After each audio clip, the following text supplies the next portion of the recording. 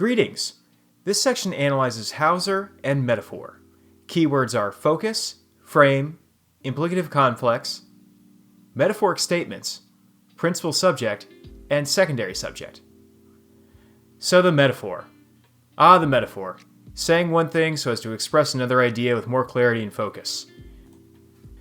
There are a lot of different takes on the metaphor. A lot of ways to skin a cat. All the world's a stage, but we're all walking a tightrope so we don't become ice cold or drown in a sea of grief with broken hearts. Sorry for the long example there. I was feeling blue and wanted to fish for compliments. But I know time is a thief, so let's move on. See what I did there? Aristotle thought metaphor joined together ideas in ways that couldn't happen otherwise. As Hauser points out, however, the metaphor wasn't as popular as Aristotle might have hoped it would be until the 1920s and the 1930s. On page 237, Hauser notes how Lakoff and Johnson indicate, quote, that ontological and orientational systems can be combined to form structural systems. Then Hauser talks about how these structures are metaphors. He writes, "It is so common for us to think in terms of structures like these that we do not notice how pervasive metaphoric systems are in our everyday lives. In fact, most of the metaphors we encounter are not used as imagery intended for stylistic embellishment. They are patterns of thought that we have adopted through their repeated use in our culture. They are so commonly used that we hardly notice that they are metaphors, let alone how they provide conceptual schemes for understanding and sharing experiences. Yet their operation as a mode of linguistic interinanimation is not substantially different from that found in metaphors that express novel ideas and relationships. Metaphors that catch our attention as interesting expressions of novelty we call metaphoric statements. And it is this aspect of metaphor we wish to examine more closely." For Hauser, quote, "A metaphoric statement uses metaphoric expression as more than a literary device. It cannot be discarded or disregarded as a simple flourish. A metaphoric statement would rely on that metaphor to make its meaning clear. So we wouldn't want to, for example, throw the baby out with the bathwater." Question 1.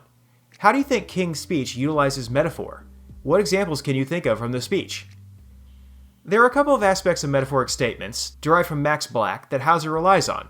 He writes, "The first defining condition of a metaphoric statement is that another expression cannot substitute for its metaphoric component. You can't drop anything without changing the statement in a fundamental way." As Hauser notes, quote, "As a metaphoric statement, it relies exclusively on the conceptual scheme of art introduced by the metaphor." Hauser wants to see how metaphors develop meaning in an interactive manner.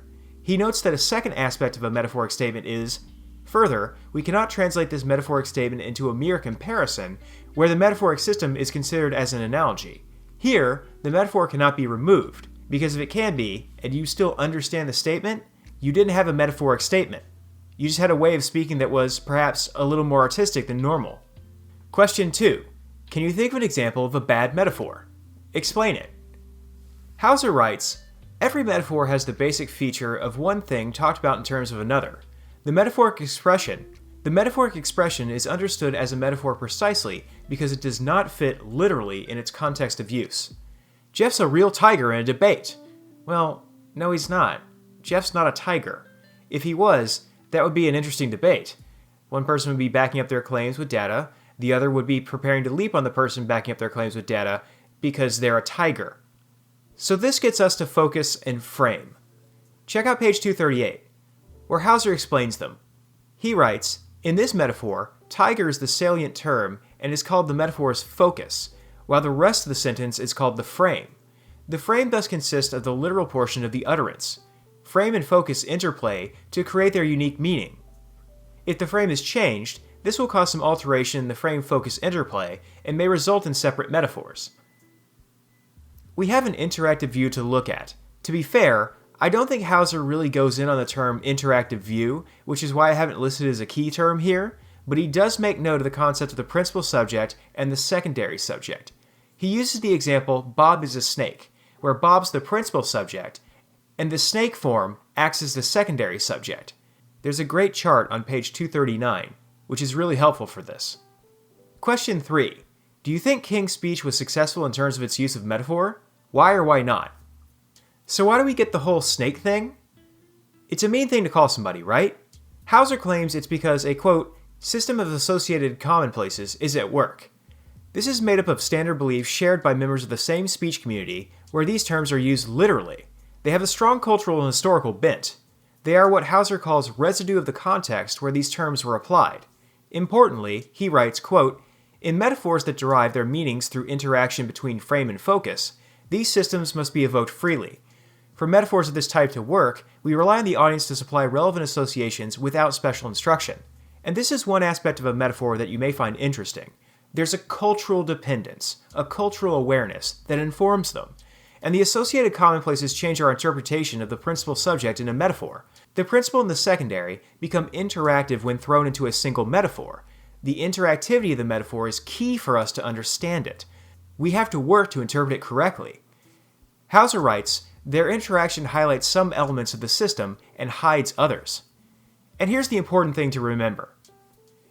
As Hauser writes, quote, "The different anticipations encouraged by each of these love metaphors illustrates once more how our language gives us conceptual frameworks for experience.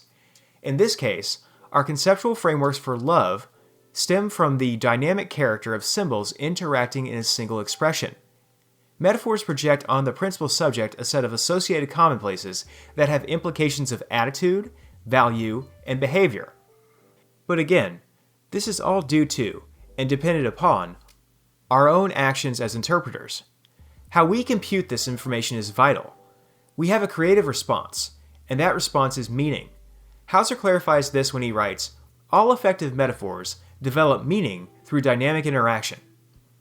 Hauser gets into how a meaning-creating metaphor makes an informative body of implications, an implicative complex, which restructures reality.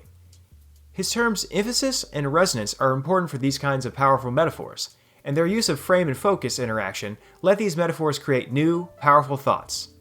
Metaphors, for Hauser, exist only in discourse. He writes, "They exist only in the interaction experienced during language use" on page 241, talking about how, quote, "The power of metaphor to give birth to new meaning through utterance demonstrates how thoroughly the human world is the product of the interpretations we develop in and through discourse." And so there you are. Be sure and watch the assigned video. It's an amazing speech, and it's just absolutely wonderful. And by the way, note how it employs metaphor, which is one of our questions here. Catch you online.